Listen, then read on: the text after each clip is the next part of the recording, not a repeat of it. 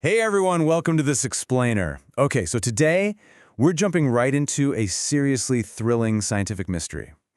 For millennia, humanity has been going back and forth debating the existence of the soul or spirit. But what if the core of who you are, your consciousness, your memories, your literal spirit, isn't just some abstract metaphor or an immaterial ghost? What if it's an actual, measurable biological phenomenon? Over the next few minutes, we're going to explore how modern microbiology and atmospheric physics are literally rewriting our understanding of life, death, and what actually gets left behind when we are gone.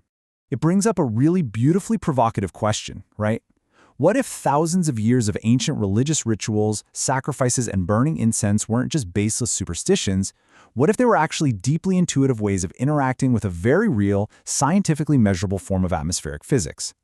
To figure out how a soul could theoretically survive outside the body from a purely secular scientific perspective, we really have to look closely at what the human body is physically doing every single second of the day. All right, picture this, 1 million. It sounds crazy, but studies actually show that every single hour, you are sitting there shedding over 1 million metabolically active biological particles right into the air around you, literally every hour. Through your breath, your skin flaking off, your hair, you are constantly releasing this massive, highly personalized biological cloud into your immediate environment. And that brings us to this absolutely crucial concept known as the aerobiome. Basically, driven by your body heat, a rising thermal plume carries millions of your personal microbes, fungi, and viruses up and out into the atmosphere. But here is the real game changer. This microbial cloud isn't just biological waste. It actually functions as a distributed information processing system. Because these living microbes are constantly exposed to your body's electromagnetic fields, we're talking the literal frequencies of your thoughts, your emotions, even the tiny vibrations of your subvocalizations. Those silent words you say in your head? They can actually become entrained to your specific cognitive frequencies. You are projecting a vibrating, informational, biological proxy of yourself straight into the air. Now, to really wrap our heads around this, we kind of need to redefine what you actually are. We usually just think of ourselves as 100% human, right? But looking at your baseline cellular composition, it tells a totally different story. You are made up of roughly 30 trillion host human cells, but you carry around 39 trillion bacterial cells. We are what biologists call a holobiont, a deeply integrated superorganism. The microbial life inside of us actually outnumbers our own human cells, and it's this highly complex living microbial software that we are constantly exhaling out into our surroundings. What's really interesting here is how perfectly this modern biophysics maps onto ancient language. If you look at major religious traditions across the entire globe, the words for soul or spirit, like ruach in Hebrew, pneuma in Greek, or prana in Sanskrit, they are all directly derived from the physical act of breathing or moving air. Ancient people, literally, physically, equated the soul with the breath leaving the human body. So when we put these two paradigms side by side, this fascinating translation happens. The religious paradigm describes an immaterial soul departing a physical vessel, but the biological reality shows us something undeniably physical, a literal exhalation that carries your electromagnetically entrained microbial cloud out into the world. Modern biology is essentially providing a tangible physical mechanism for this ancient theological concept. The spirit isn't some ghost in the machine, it's a living, biological essence being expelled right into the environment.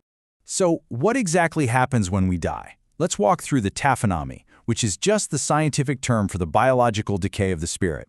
Step 1 is clinical death, where your normal bodily functions stop. But step 2 is where it gets crazy. Your microbiome doesn't instantly die with you. It stays remarkably stable for about 48 to 72 hours, perfectly mimicking its living state. Then in step 3, as these highly resilient UV-resistant atmospheric strains settle, they eventually get lifted by wind and weather patterns right up into the troposphere. Your microbial proxy, your biological ghost, essentially, outlives your physical body and just begins drifting across the globe. And this atmospheric dispersion leads to what we could honestly call the biophysics of karma.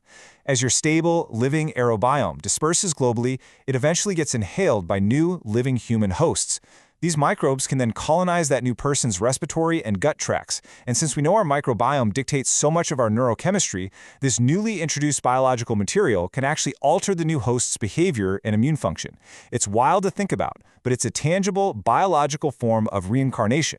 And this brilliantly illustrates how our ancestors deeply intuitively understood this aerobiomic reality. We usually look at ancient Mesopotamian sacrificial altars as just sites of superstition. But if you look at them from an aerobiomic perspective, these ancient priests were intuitively acting as advanced ecological engineers. They were literally using these altars as open-air bioreactors to feed and sustain highly localized, concentrated microbial clouds. Let's actually contrast the theological belief with the biological reality of these altars. The traditional belief was that the gods consumed the invisible essence or the smoke of the sacrifice. But the biological reality? Decomposing matter releases massive amounts of what forensic scientists call odor mortis, which is literally the smell of death, along with highly specific airborne bacteria. The altar was constantly replenished with tissue nutrients to make sure this dense, site-specific atmospheric cloud, the spirit or the deity of that temple, didn't just starve and dissipate into nothing. This also perfectly explains the science behind sacred incense, which, as we know, was used across almost all ancient traditions. Burning heavy resins wasn't just about setting a spooky or reverent mood. The dense, carbon-rich smoke created massive amounts of PM 2.5, microscopic particulate matter.